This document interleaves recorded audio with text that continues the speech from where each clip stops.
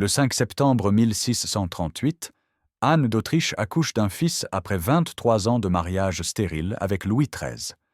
La naissance de ce garçon, surnommé Louis Dieudonné, provoque une explosion de joie dans tout le royaume. Personne ne réalise encore que cet enfant miracle deviendra le monarque absolu qui fera trembler l'Europe entière. Louis XIII meurt le 14 mai 1643, quelques jours avant le 5e anniversaire de son fils. Le petit Louis devient roi de France à 4 ans et demi. Anne d'Autriche, sa mère, assume la régence avec l'aide du cardinal Mazarin, l'ancien protégé de Richelieu. Ce choix provoque immédiatement des remous. Mazarin est italien, étranger au royaume, et les grands seigneurs français supportent de mal de voir le pouvoir concentré entre les mains d'une Espagnole et d'un Italien. Le jeune roi grandit dans un climat politique explosif. La guerre de 30 ans ravage l'Europe depuis 1618. La France combat l'Espagne et l'Empire des Habsbourg, conflit qui draine les finances du royaume. Pour financer cette guerre, Mazarin multiplie les impôts et crée de nouvelles taxes. Le peuple souffre. Les parlements, ces cours de justice qui enregistrent les édits royaux, commencent à résister. En 1648, Louis a 10 ans. Le Parlement de Paris refuse d'enregistrer de nouveaux impôts. Mazarin tente de briser cette résistance en faisant arrêter plusieurs magistrats le 26 août, dont le conseiller Pierre Broussel, très populaire auprès des Parisiens. Cette arrestation déclenche une insurrection immédiate. Les barricades surgissent dans toutes les rues de la capitale. En quelques heures, plus de 1200 barricades bloquent Paris. La population descend dans les rues, armée de bâtons, de pierres, d'arquebuses. Les Parisiens réclament la libération de Broussel. Anne d'Autriche et Mazarin, pris au piège au palais royal avec le jeune roi, réalisent qu'ils ont perdu le contrôle de la situation. La reine régente cède. Broussel est libéré le 28 août. La foule en liesse l'accueille comme un héros. Mais cette capitulation humilie profondément Anne d'Autriche. Elle n'oubliera jamais cette défaite, ni son fils. Le 13 septembre, la famille royale quitte Paris précipitamment pour se réfugier à Rueil, puis à Saint-Germain-en-Laye. Louis découvre la fuite, l'exil, l'instabilité. Pour un enfant de 10 ans qui vient de perdre son père 5 ans plus tôt, ces événements marquent profondément sa psyché. Le Parlement continue de défier Mazarin. Le 22 octobre 1648, les traités de Westphalie mettent fin à la guerre de 30 ans. La France sort victorieuse du conflit international, mais la paix extérieure ne ramène pas la tranquillité intérieure. Le Parlement exige des réformes, veut limiter le pouvoir royal, contrôler les finances. C'est une révolution institutionnelle. Mazarin décide de frapper un grand coup. Dans la nuit du 5 au 6 janvier 1649, il organise une nouvelle fuite de la famille royale. Anne d'Autriche réveille Louis et son frère cadet Philippe en pleine nuit. Les enfants, encore en chemise de nuit, sont précipitamment habillés. Ils montent dans un carrosse qui file vers Saint-Germain-en-Laye dans le froid glacial de janvier. Le château de Saint-Germain n'est pas préparé pour accueillir la cour. Il n'y a pas de meubles, pas de lit, pas de provisions suffisantes. Le jeune roi dort sur de la paille les premières nuits. Cette humiliation s'imprime dans sa mémoire. Des années plus tard, Louis XIV racontera cette nuit terrible et le sentiment d'abandon qu'il a ressenti. Le lendemain, Paris découvre que le roi s'est enfui. La fureur explose. Le Parlement prend officiellement le contrôle de la capitale. Des troupes sont levées pour défendre la ville. C'est le début de la Fronde, cette guerre civile qui va déchirer la France pendant 5 ans. Le nom Fronde vient d'une arme simple utilisée par les enfants parisiens pour lancer des pierres. Le conseiller Bachaumont compare les parlementaires à ces gamins qui frondent les passants puis s'enfuient dès que l'autorité arrive. Le terme colle. Cette comparaison enfantine cache pourtant une réalité brutale. La France bascule dans une guerre civile meurtrière. Le prince de Condé, le plus grand général de France, celui qui vient de remporter la victoire décisive de Lens contre les Espagnols en août 1648, prend la tête des armées royales. Il assiège Paris en janvier 1649. La ville est encerclée, affamée. Les Parisiens mangent des chiens, des rats, des chevaux morts. Les prix s'envolent. Le pain devient un luxe. Le siège dure jusqu'en mars 1649. Pendant ces semaines terribles, Louis observe de loin la ville rebelle. Il voit les fumées des combats, entend les récits des batailles. Mazarin lui fait donner une éducation politique accélérée. Le jeune roi assiste au conseil, écoute les débats stratégiques, apprend les rouages du pouvoir en pleine crise. Le 1er avril 1649, la paix de Rueil met fin au premier épisode de la Fronde. Le Parlement obtient quelques concessions mineures, mais Mazarin reste au pouvoir. Anne d'Autriche et son fils rentrent à Paris. La population les accueille sans enthousiasme. Louis découvre un Paris meurtri, des quartiers dévastés, une population hostile. Cette paix n'est qu'une trêve. Les grands princes du royaume, humiliés de voir le pouvoir entre les mains d'un Italien, préparent leur revanche. Le prince de Condé, auréolé de sa gloire militaire, devient arrogant. Il exige des postes, des pensions, des honneurs pour lui et ses proches. Mazarin cède d'abord, puis se lasse.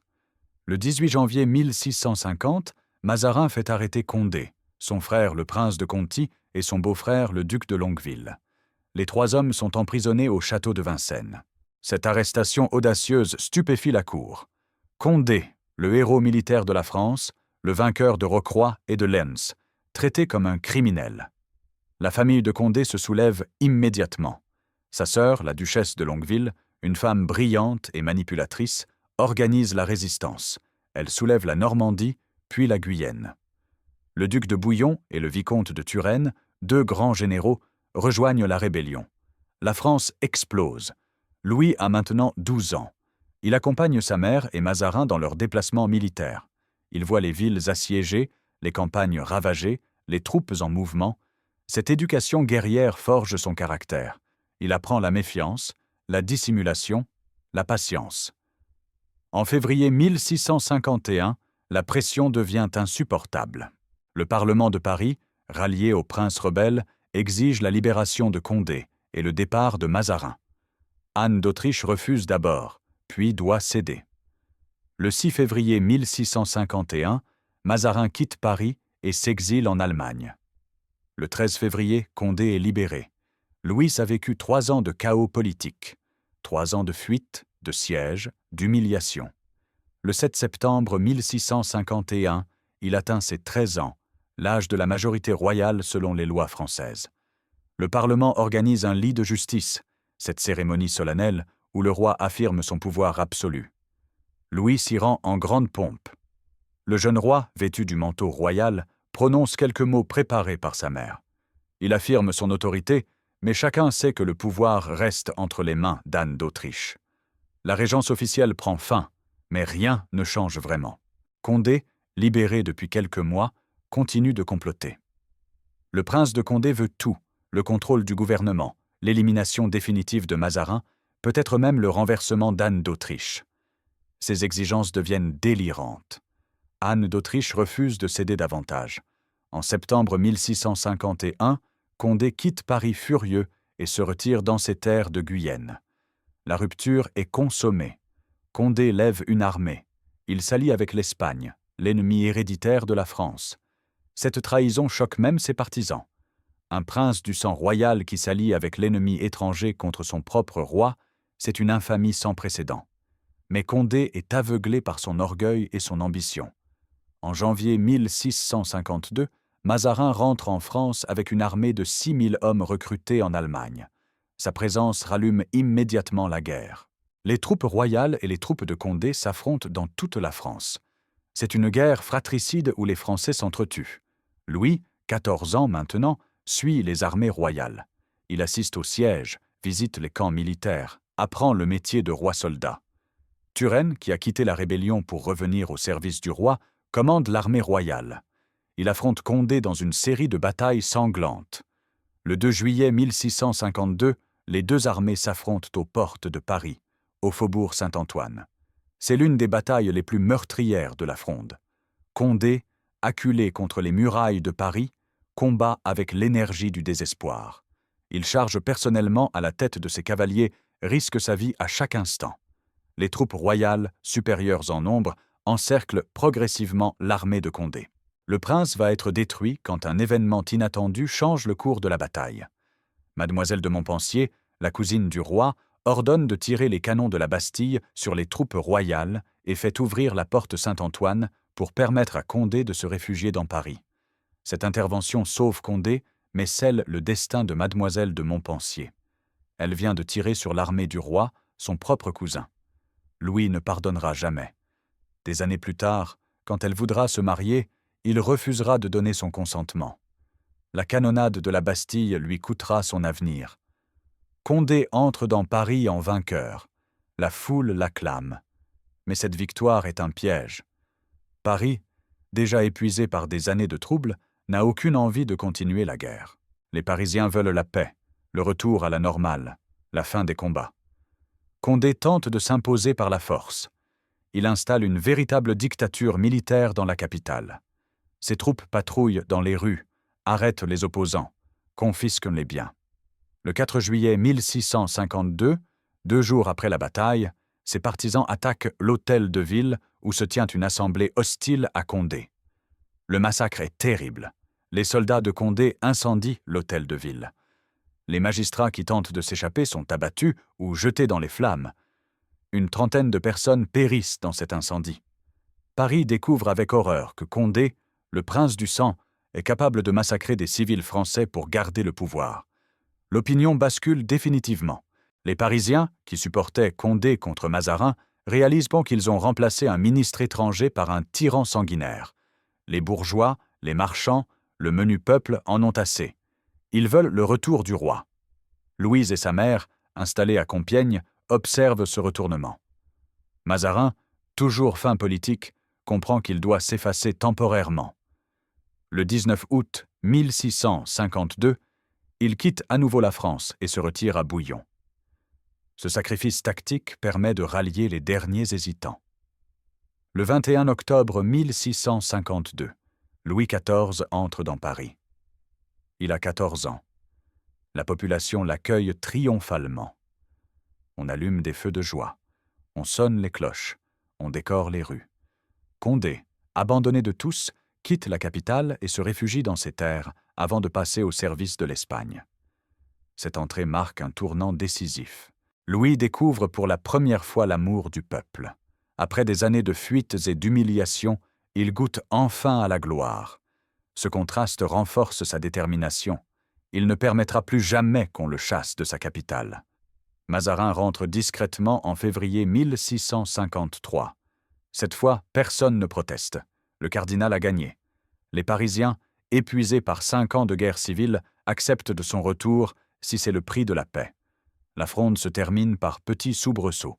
Les derniers foyers de résistance s'éteignent les uns après les autres. En 1653, Bordeaux, dernier bastion de Condé, capitule. La guerre civile est terminée. La France sort exsangue de ce conflit. Les campagnes sont dévastées. Des villages entiers ont été brûlés. Les récoltes ont été détruites. La famine a tué des dizaines de milliers de personnes. Les bandes de soldats démobilisés pillent les campagnes. Louis a 16 ans. Il a vécu toute son adolescence dans le chaos et la violence. Ces années ont forgé sa personnalité politique. Il a compris plusieurs leçons essentielles qui guideront tout son règne. Première leçon. Les grands seigneurs sont dangereux. Condé, Turenne, Longueville. Tous ces princes qui possèdent des armées privées et des places fortes peuvent défier le roi à tout moment. Il faut les domestiquer, les attirer à la cour, les éloigner de leur base régionale de pouvoir. Deuxième leçon. Les parlements sont une menace. Ces cours de justice qui prétendent contrôler les édits royaux peuvent paralyser le gouvernement. Il faut les réduire au silence, affirmer l'absolutisme royal sans concession. Troisième leçon. Paris est un piège. Cette ville immense, ingouvernable, peut se soulever en quelques heures et renverser le pouvoir. Il faut s'en méfier, éventuellement s'en éloigner. Cette méfiance aboutira des années plus tard à la construction de Versailles. Quatrième leçon. Le peuple est versatile. Un jour, il acclame Condé, le lendemain, il réclame le roi. Il faut le séduire, l'impressionner, lui donner des spectacles, construire une image de majesté royale. Cinquième leçon. Un roi doit gouverner lui-même. Anne d'Autriche a régné à travers Mazarin, et cette délégation de pouvoir a provoqué la fronde. Louis décide qu'il gouvernera personnellement, sans premier ministre. En 1654, Louis est sacré roi à Reims le 7 juin. La cérémonie traditionnelle du sacre lui confère une légitimité divine. Il n'est plus seulement roi par hérédité, il devient roi par la grâce de Dieu. Cette dimension sacrée renforce son autorité. Mais Louis ne gouverne pas encore vraiment. Mazarin dirige toujours le royaume. Le jeune roi apprend, observe, attend son heure. Il assiste au conseil, étudie les dossiers, comprend les mécanismes du pouvoir. Mazarin lui donne une formation politique intensive. En 1658, Louis tombe gravement malade lors du siège de Dunkerque. Il contracte la typhoïde. Pendant plusieurs jours, les médecins le croient perdu. Toute la France prie pour sa guérison. Il survit miraculeusement. Cette expérience de la mort renforce sa foi et sa conviction d'être protégé par Dieu. La guerre contre l'Espagne continue. Turenne, revenu au service de la France, remporte victoire sur victoire. Le 14 juin 1658, il écrase l'armée espagnole aux Dunes, près de Dunkerque. Condé, qui combat dans les rangs espagnols, est battu par son ancien rival. Cette défaite scelle le sort de l'Espagne. Le 7 novembre 1659, la France et l'Espagne signent le traité des Pyrénées. C'est un triomphe pour Mazarin. La France annexe l'Artois, le Roussillon, une partie de la Flandre. L'Espagne, épuisée par des décennies de guerre, accepte toutes les conditions françaises. Le traité prévoit aussi le mariage de Louis XIV avec Marie-Thérèse d'Autriche, l'infante d'Espagne. Ce mariage dynastique scelle la paix entre les deux royaumes. Louis accepte sans enthousiasme. Il est amoureux de Marie Mancini, la nièce de Mazarin, mais la raison d'État l'emporte sur ses sentiments. Le mariage est célébré le 9 juin 1660 à Saint-Jean-de-Luz. Louis a 22 ans. Il entre dans Paris avec sa nouvelle épouse le 26 août. C'est un triomphe. La guerre est finie, la paix revenue, le royaume stabilisé. Les souffrances de la Fronde appartiennent au passé. Le 9 mars 1661, Mazarin meurt. Il a dirigé la France pendant 18 ans, traversé la Fronde, gagné la guerre contre l'Espagne, formé Louis XIV. Le cardinal s'éteint dans son château de Vincennes, entouré de ses richesses fabuleuses accumulées pendant ses années au pouvoir. Le lendemain, 10 mars 1661, Louis convoque le Conseil. Les ministres attendent de savoir qui sera le nouveau Premier ministre. Le roi les regarde et prononce des mots qui changent l'histoire de France. « Messieurs, je vous ai fait assembler pour vous dire que jusqu'à présent, j'ai bien voulu laisser gouverner mes affaires par feu, monsieur le cardinal. Il est temps que je les gouverne moi-même. » Le silence est total. Les ministres réalisent que le roi a décidé de gouverner personnellement, sans Premier ministre. C'est une rupture radicale. Depuis Henri IV, la France a toujours été gouvernée par des ministres puissants. Sully, Richelieu, Mazarin. Louis brise cette tradition. Il a 22 ans et demi. Il a vécu la Fronde, les humiliations, les fuites nocturnes, les barricades parisiennes, la faim à Saint-Germain. Il a vu Condé se rebeller, les parlements défier l'autorité royale, Paris se soulever. Il a attendu ce moment pendant des années. Les leçons de la Fronde guideront tout son règne. Il ne convoquera jamais les États généraux. Il réduira le Parlement de Paris au silence, interdira les remontrances avant l'enregistrement des édits. Il domestiquera la noblesse en l'attirant à Versailles, loin de ses bases régionales de pouvoir. Il construira un État centralisé où tous les pouvoirs convergent vers le roi. Il créera une administration efficace avec des intendants qui contrôlent les provinces. Il établira une monarchie absolue où sa volonté fait loi. L'État, c'est moi. Cette phrase, qu'il ait prononcée ou non, résume parfaitement sa conception du pouvoir. La Fronde a transformé l'enfant traumatisé en monarque absolu. Les barricades de 1648, la fuite nocturne de 1649, la bataille du faubourg Saint-Antoine, le massacre de l'Hôtel de Ville, toutes ces scènes de chaos ont convaincu Louis qu'un roi doit gouverner seul, avec une poigne de fer, sans partage de pouvoir. Le roi Soleil naît vraiment le 10 mars 1661, mais ses racines plongent dans les années sombres de la Fronde. Le souverain magnifique qui éblouira l'Europe, qui fera de Versailles le centre du monde civilisé, qui régnera pendant 72 ans, porte en lui les cicatrices de son enfance chaotique. Quand il fait construire Versailles, Il ne s'installe pas dans un palais parisien. Il crée sa propre ville, loin de Paris, où il peut contrôler chaque entrée, chaque sortie. Pas de barricade possible à Versailles. Pas de foule révoltée. Seulement la cour, sous surveillance constante. Quand il impose aux grands seigneurs de résider à la cour, il ne les invite pas, il les oblige. Être absent de Versailles, c'est perdre toute chance de faveur royale. Les nobles qui jadis levaient des armées dans leur province deviennent des courtisans qui se battent pour la permission d'assister au lever du roi. Quand il interdit au Parlement de Paris de faire des remontrances avant d'enregistrer les édits royaux, il n'oublie pas que c'est ce même Parlement qui a déclenché la Fronde en 1648. Les magistrats, qui prétendaient contrôler le pouvoir royal, sont réduits à de simples cours d'enregistrement. La Fronde a aussi marqué sa relation avec Paris.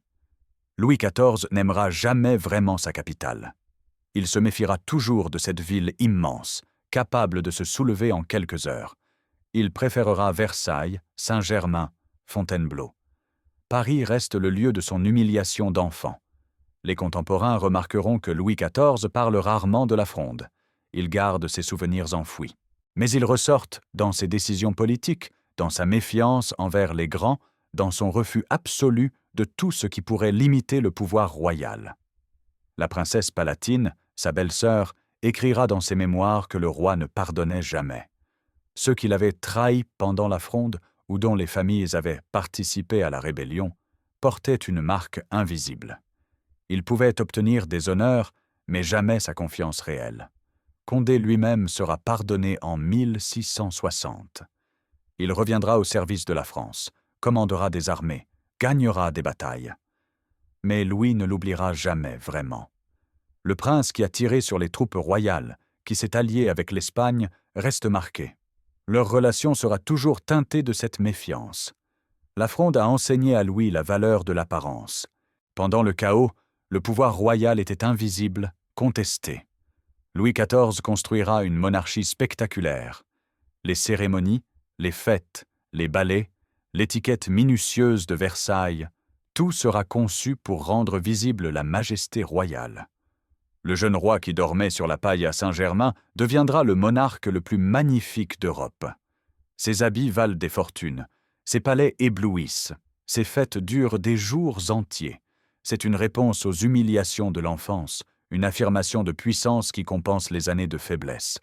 La Fronde lui a aussi appris la patience. Pendant des années, il a dû attendre, dissimuler, feindre la soumission alors qu'il enrageait intérieurement. Cette capacité à attendre le bon moment, à ne jamais agir dans la précipitation, caractérisera sa politique. Il sait que le temps travaille pour le pouvoir royal. Les 15 premières années du règne personnel de Louis XIV sont marquées par une prudence calculée. Il ne brusque rien. Il réforme progressivement, consolide son pouvoir étape par étape. Ce n'est que dans les années 1680, quand sa position est inattaquable, qu'il se permettra des décisions plus radicales comme la révocation de l'édit de Nantes. La guerre aussi porte la marque de la Fronde. Louis a vu la France déchirée par la guerre civile. Il sait que les divisions internes sont mortelles. Quand il fait la guerre, c'est contre des ennemis extérieurs, l'Espagne, la Hollande, l'Empire. Jamais il ne permettra qu'une guerre civile éclate à nouveau. Cette obsession de l'unité nationale explique certaines de ses décisions les plus controversées. La persécution des protestants après 1685, la destruction de Port-Royal, l'écrasement du jansénisme, tout cela vise à imposer une uniformité religieuse. Louis ne supporte pas l'idée de divisions internes qui pourraient dégénérer en guerre civile. La Fronde lui a montré que la religion pouvait être instrumentalisée. Pendant la guerre civile, chaque camp prétendait défendre la vraie foi. Les pamphlets religieux circulaient, attisant les passions. Louis veut une religion unique, contrôlée par le roi, qui renforce l'unité plutôt que de la menacer. L'absolutisme de Louis XIV n'est pas une théorie abstraite. C'est une réponse concrète au chaos de la Fronde. Chaque élément du système versaillais, l'étiquette rigide, la centralisation administrative, le contrôle de la noblesse, la réduction du Parlement, vise à prévenir une nouvelle explosion. Le jeune garçon qui a fui Paris en pleine nuit devient le souverain qui déclare « Je m'en vais », mais l'État demeurera toujours. Cette confiance absolue dans la pérennité de l'État royal est le fruit de son expérience. Il a vu l'État au bord de l'effondrement pendant la Fronde. Il le reconstruira sur des fondations qu'il croit indestructibles. Mais cette vision a ses limites. L'absolutisme de Louis XIV, né du traumatisme de la Fronde, crée aussi les conditions de son propre échec futur. En écrasant toute forme de participation politique, en réduisant au silence les corps intermédiaires, en concentrant tout le pouvoir dans les mains du roi, il rend le système extrêmement fragile.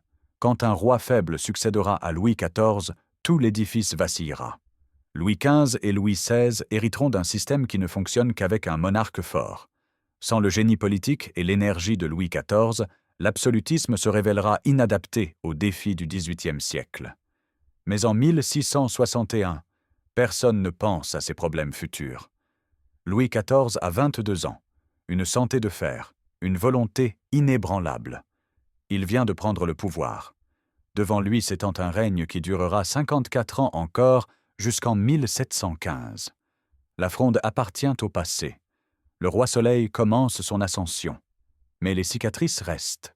Dans les décisions du roi, dans sa méfiance instinctive, dans son besoin de contrôle absolu, on retrouve toujours l'enfant traumatisé qui a dormi sur la paille, qui a fui dans la nuit, qui a vu Paris se soulever contre lui. L'histoire de Louis XIV avant le roi Soleil est celle d'une formation brutale. Le chaos de la Fronde a détruit l'innocence de l'enfance royale. Il a créé un monarque qui ne fera jamais confiance, qui ne partagera jamais le pouvoir, qui verra dans toute limitation de l'autorité royale une menace existentielle. Cette éducation dans la violence explique la dureté de certaines décisions de Louis XIV. Quand il écrase la révolte des Camisards, quand il persécute les protestants, quand il détruit Port-Royal, on retrouve cette détermination forgée pendant la Fronde. L'État ne doit jamais montrer de faiblesse, car la faiblesse mène au chaos. Les souvenirs de la Fronde hantent aussi ses relations familiales. Louis XIV sera un père distant, autoritaire. Il appliquera à ses propres enfants la discipline qu'il a apprise pendant les années de trouble. Pas de sentimentalité, pas de faiblesse. Un roi doit être formé durement. Son fils, le grand dauphin, sera élevé avec une rigueur implacable. Louis se souvient de sa propre enfance perturbée et veut que son héritier soit mieux préparé. Mais cette éducation trop stricte produira un dauphin timide, effacé, qui ne régnera jamais. La Fronde influence aussi la manière dont Louis XIV conçoit la guerre. Il a vu des généraux français s'affronter entre eux pendant la guerre civile. Turenne contre Condé, les deux plus grands capitaines du royaume qui s'entretuent pour des questions politiques. Cette absurdité le marque profondément. Quand Louis XIV fait la guerre, il s'assure que ses généraux restent loyaux. Il multiplie les contrôles, les inspections, les rapports. Aucun général ne doit devenir assez puissant pour défier le roi. Cette méfiance systématique limite parfois l'efficacité militaire, mais elle prévient les rébellions. Fouquet, le surintendant des finances arrêté en 1661, paie aussi pour la Fronde. Cet homme immensément riche, qui a financé Mazarin pendant la guerre civile, devient trop puissant. Louis le fait arrêter et emprisonner à vie. Le message est clair. Personne ne doit accumuler assez de pouvoir pour menacer le roi. L'arrestation de Fouquet rappelle étrangement celle de Condé en 1650. Mais cette fois, c'est le roi qui frappe, pas le ministre. Louis exerce personnellement son autorité. Il ne délègue plus. La différence est capitale. Quand Mazarin avait fait arrêter Condé, cela avait provoqué la fronde des princes. Quand Louis fait arrêter Fouquet, personne ne bronche. Cette différence mesure le chemin parcouru. En 1650, un ministre pouvait déclencher une guerre civile en arrêtant un prince. En 1661, le roi peut détruire le plus puissant financier du royaume sans provoquer la moindre résistance. L'absolutisme a triomphé. Les années 1660 voient Louis XIV consolider méthodiquement son pouvoir. Colbert réorganise l'administration, les finances, l'économie. Louvois modernise l'armée. Le Tellier réforme la justice. Chaque réforme vise à renforcer le contrôle royal sur le royaume. Le Parlement de Paris tente une dernière résistance en 1673. Il refuse d'enregistrer des édits fiscaux et exige le droit de faire des remontrances avant l'enregistrement. Louis se rend en personne au Parlement le 24 février 1673. Il prononce un discours brutal qui remet les magistrats à leur place. Les parlementaires baissent la tête. Ils ont compris. Ce n'est plus le temps de la Fronde. Le roi qui se tient devant eux n'est pas l'enfant de 10 ans qui fuyait Paris en 1649. C'est un monarque de 34 ans, au sommet de sa puissance, qui ne tolérera aucune opposition. La construction de Versailles accélère dans les années 1670. Louis y consacre des sommes colossales. Chaque année, des milliers d'ouvriers travaillent sur le chantier. Le palais sort de terre, grandiose, démesuré, magnifique. C'est la réponse architecturale à la Fronde. Versailles n'est pas seulement un palais, c'est une machine politique. Les appartements sont disposés de manière à forcer les courtisans à passer devant la chambre du roi. Chacun peut être observé, contrôlé. Les jardins immenses interdisent toute barricade. Les avenues larges permettent de déployer rapidement des troupes. En 1682, Louis XIV installe officiellement la cour à Versailles. Paris perd son statut de capitale politique. La ville qui s'était soulevée contre le roi enfant est mise à distance. Louis y reviendra, certes, mais Versailles reste le centre du pouvoir. Les grands seigneurs qui avaient combattu pendant la Fronde sont maintenant des courtisans domestiqués. Ils passent leur journée à assister au lever du roi, à le suivre à la messe, à participer à ses divertissements. Leurs épées ne servent plus qu'à la parade. Le duc de La Rochefoucauld, qui avait participé à la Fronde, écrit ses Maximes, méditations désabusées sur la vanité humaine. Ces textes reflètent le désenchantement d'une noblesse qui a perdu son rôle politique. L'ancienne aristocratie guerrière devient une noblesse de cour, brillante mais impuissante. Condé lui-même finit ses jours à Chantilly, entouré d'honneur mais éloigné du pouvoir réel. Il meurt en 1686, 25 ans après la fin de la Fronde. Louis assiste à ses funérailles, rend hommage au grand général. Mais c'est l'hommage du vainqueur au vaincu. La Fronde a produit une génération d'écrivains et de moralistes. La Rochefoucauld, le cardinal de Retz, Madame de Sévigné, tous ont vécu ces événements. Leurs écrits portent la marque de cette période trouble. Le cardinal de Retz, acteur majeur de la Fronde, rédige des mémoires qui restent le témoignage le plus vivant de ces années. Ces textes révèlent l'ambiguïté de la Fronde. Était-ce une révolution manquée ou une simple querelle de palais? Les participants eux-mêmes n'en sont pas sûrs. Retz oscille entre la fierté d'avoir défié le pouvoir et la conscience d'avoir participé à un désastre national. Louis XIV ne laisse aucune ambiguïté dans son interprétation. Pour lui, la Fronde était une rébellion criminelle qui a failli détruire la France. Sa mission est de s'assurer qu'une telle catastrophe ne se reproduira jamais. Chaque décision de son règne vise cet objectif. Les guerres qu'il mène contre l'Europe coalisée dans les années 1680 et 1690 ont aussi leurs racines dans la Fronde. Louis a vu la France isolée, attaquée par l'Espagne qui soutenait Condé. Il veut inverser ce rapport de force. La France doit être si puissante qu'aucune coalition ne puisse la menacer. Cette stratégie produit exactement le résultat inverse. Les conquêtes de Louis XIV alarment toute l'Europe. Les coalitions se forment contre la France. La Ligue d'Augsbourg en 1686, la Grande Alliance en 1701. La France se retrouve encerclée, comme pendant la Fronde, mais à l'échelle européenne. Les guerres interminables de la fin du règne épuisent le royaume. Les impôts écrasent le peuple. Les famines tuent des centaines de milliers de personnes. Le terrible hiver de 1709 provoque une crise économique et sociale sans précédent. On murmure contre le roi. Mais il n'y a pas de nouvelle Fronde. Le système de contrôle mis en place par Louis XIV tient bon. Les intendants surveillant les provinces. L'armée reste loyale. Le Parlement ne bronche pas. L'appareil répressif fonctionne. La population souffre en silence. Cette absence de révolte valide, aux yeux de Louis XIV, sa stratégie politique. L'absolutisme fonctionne. Le royaume traverse des crises terribles sans se disloquer. Le roi peut se féliciter d'avoir empêché une nouvelle guerre civile. Mais ce succès a un prix. La France de 1715 est épuisée, endettée, appauvrie. La population a diminué. L'économie stagne. Les nobles sont domestiqués mais inutiles. Le Parlement est muselé mais frustré. L'administration est centralisée mais bureaucratique. Louis XIV meurt le 1er septembre 1715, 4 jours avant son 77e anniversaire. Son règne de 72 ans reste le plus long de l'histoire de France.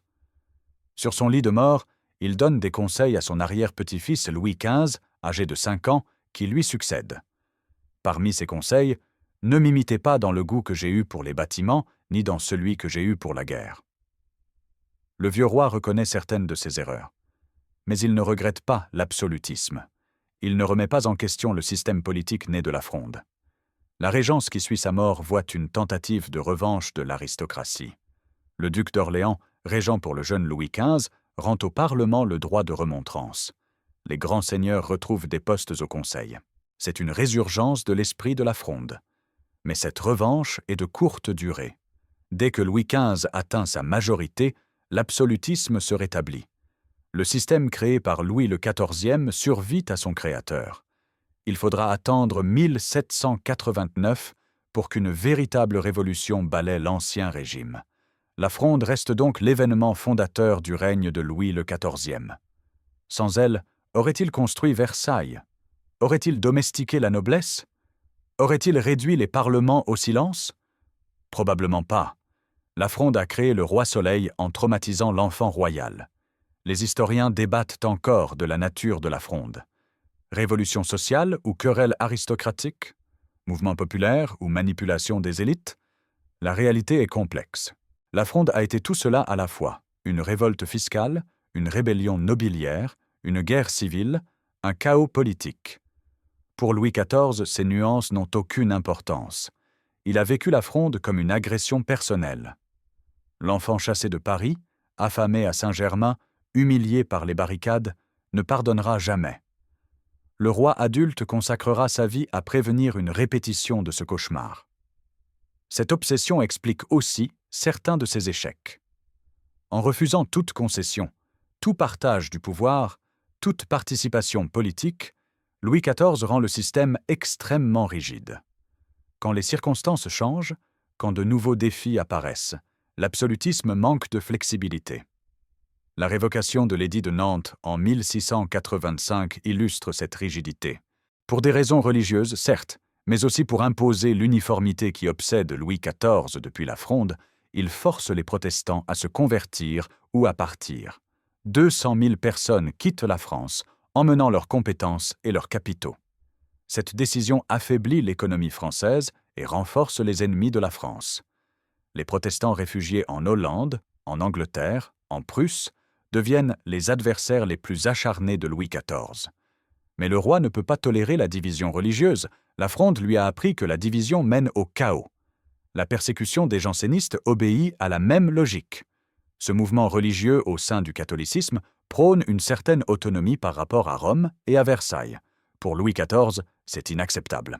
Il fait détruire Port-Royal en 1710, chasse les religieuses, rase les bâtiments. Cette intolérance religieuse choque même les catholiques, mais Louis ne dévie jamais de sa ligne. L'unité avant tout, l'uniformité avant tout. Pas de division, pas de particularisme, pas de corps intermédiaires autonomes. Tout doit converger vers le roi. Les guerres de la fin du règne épuisent cette logique. La guerre de succession d'Espagne, 1701 à 1714, voit la France combattre contre l'Europe entière. Les défaites s'accumulent. Blenheim en 1704, Ramillies en 1706, Audenarde en 1708, Malplaquet en 1709.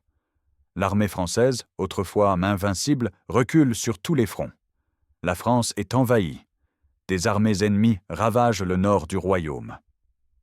On parle de marcher sur Paris. Pour la première fois depuis la Fronde, la capitale est menacée. Louis XIV, âgé de 70 ans, refuse de céder. Il préfère la mort à la capitulation. Cette obstination finit par payer. Les Alliés, eux aussi épuisés, acceptent de négocier. Les traités d'Utrecht, 1713, et de Rastatt, 1714, mettent fin à la guerre. La France conserve l'essentiel de ses conquêtes. Philippe V, petit-fils de Louis XIV, garde le trône d'Espagne. C'est une victoire à l'arraché. Mais le royaume est exsangue. Les caisses sont vides. Le peuple affamé. La noblesse mécontente, le clergé divisé. Les dernières années de Louis XIV sont tristes. Ses proches meurent les uns après les autres. Son fils, son petit-fils, son arrière-petit-fils aîné, disparaissent entre 1711 et 1714. Le vieux roi survit à presque toute sa famille. En 1715, seul son arrière-petit-fils Louis, âgé de 5 ans, lui survit. Cette hécatombe dynastique frappe Louis XIV. L'homme qui a construit un système centré sur le roi voit la lignée royale au bord de l'extinction. Les derniers mois sont marqués par la maladie. Louis XIV souffre de la gangrène. Ses jambes pourrissent. Les médecins ne peuvent rien faire. Il supporte la douleur avec un courage qui impressionne la cour. Il continue à travailler, à donner des audiences, à gouverner jusqu'au bout. Le 1er septembre 1715, après une agonie de plusieurs semaines, Louis XIV meurt à Versailles. Il a 76 ans et 10 mois. Son règne personnel de 54 ans s'achève. La France entre dans une nouvelle ère. La Fronde a façonné ce règne du début à la fin. L'enfant traumatisé est devenu le monarque le plus puissant d'Europe. Les humiliations de la jeunesse ont produit la grandeur de l'âge adulte. Les barricades de 1648 ont mené à Versailles. Les fuites nocturnes ont abouti au Roi Soleil. Mais cette trajectoire a aussi ses zones d'ombre. L'obsession du contrôle a produit un système rigide. La méfiance envers toute forme de participation politique a étouffé les initiatives. La concentration du pouvoir a créé un État fort mais fragile. Les successeurs de Louis XIV hériteront de cet absolutisme sans avoir sa force de caractère. Louis XV tentera de maintenir le système mais manquera d'autorité. Louis XVI essaiera de réformer mais se heurtera aux contradictions accumulées. La Révolution de 1789 balayera tout. On peut se demander ce qui serait arrivé si la Fronde n'avait pas eu lieu. Un Louis XIV élevé dans la sécurité aurait-il construit le même système? Aurait-il été aussi obsédé par le contrôle? Aurait-il créé Versailles? Ces questions restent sans réponse. Ce qui est certain, c'est que la Fronde a marqué Louis XIV plus profondément qu'aucun autre événement de sa vie. Les victoires militaires, les conquêtes, les constructions magnifiques, tout cela visait à effacer le souvenir de l'enfant humilié dormant sur la paille à Saint-Germain. Louis XIV a réussi à transformer cette humiliation en triomphe. Il a bâti un règne glorieux sur les ruines de son enfance chaotique. Mais le prix a été élevé. La France de 1715 est épuisée. Le système absolutiste commence à montrer ses limites. Les graines de la révolution future sont déjà semées. La leçon de la Fronde est ambiguë. D'un côté, elle montre les dangers de l'affaiblissement du pouvoir royal. Le chaos de 1648 à 1653 prouve qu'un royaume sans autorité centrale porte sombre dans la guerre civile. De l'autre, elle révèle les limites de l'absolutisme. Un système qui ne tolère aucune participation devient fragile. Louis XIV a choisi la première interprétation. Il a construit un absolutisme qui ne laisse aucune place au compromis. Cette stratégie a fonctionné pendant son règne parce qu'il possédait le caractère et l'énergie nécessaires. Mais elle contenait les germes de sa propre destruction. L'histoire de Louis XIV avant le Roi Soleil est donc celle d'un traumatisme fondateur.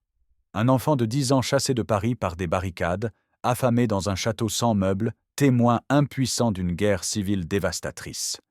Ces expériences ont forgé un roi déterminé à ne plus jamais connaître l'humiliation. Le Roi Soleil brille d'un éclat intense, mais cet éclat cache l'ombre de la Fronde. Chaque décision politique, chaque construction de Versailles, chaque domestication d'un noble, chaque réduction du Parlement au silence, tout rappelle ces années terribles qui ont formé le caractère royal. La Fronde reste le secret du règne de Louis XIV. Sans elle, pas de Versailles. Sans elle, pas d'absolutisme triomphant. Sans elle, pas de Roi Soleil. Le chaos a engendré l'ordre. La faiblesse a produit la force. L'humiliation a créé la grandeur. C'est le paradoxe au cœur de l'histoire de Louis XIV.